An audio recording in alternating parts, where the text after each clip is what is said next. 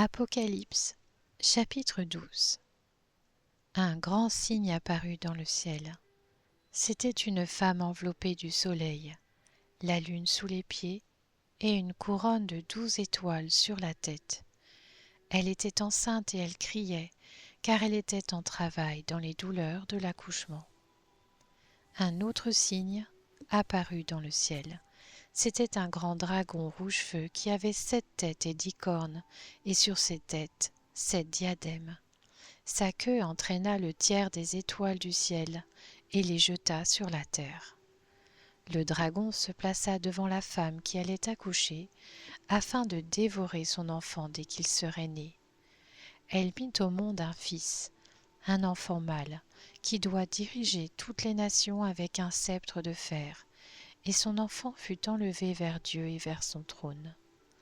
Quant à la femme, elle s'enfuit dans le désert, où Dieu lui avait préparé une place, afin d'y être nourrie pendant 1260 jours.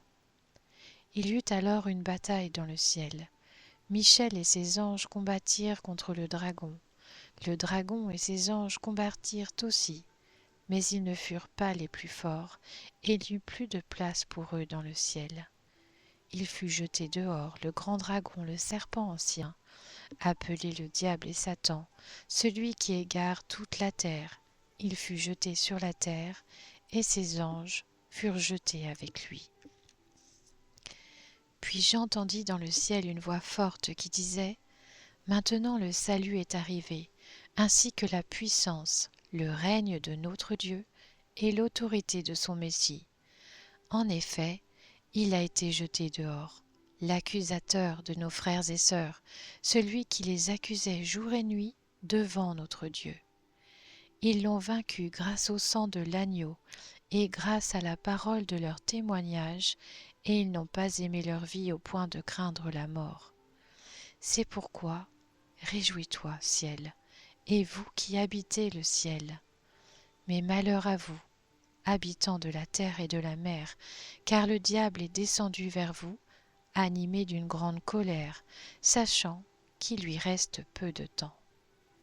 Quand le dragon vit qu'il avait été précipité sur la terre, il poursuivit la femme qui avait mis au monde l'enfant mâle.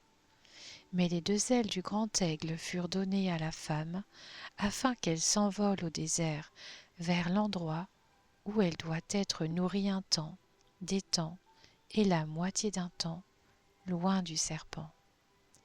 Alors le serpent vomit de sa gueule comme un fleuve d'eau derrière la femme, afin qu'elle soit entraînée par le courant.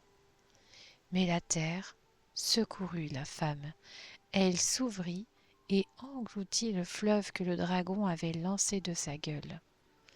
Furieux contre la femme, le dragon s'en alla faire la guerre au reste de sa descendance, à ceux qui respectent les commandements de Dieu et qui gardent le témoignage de Jésus.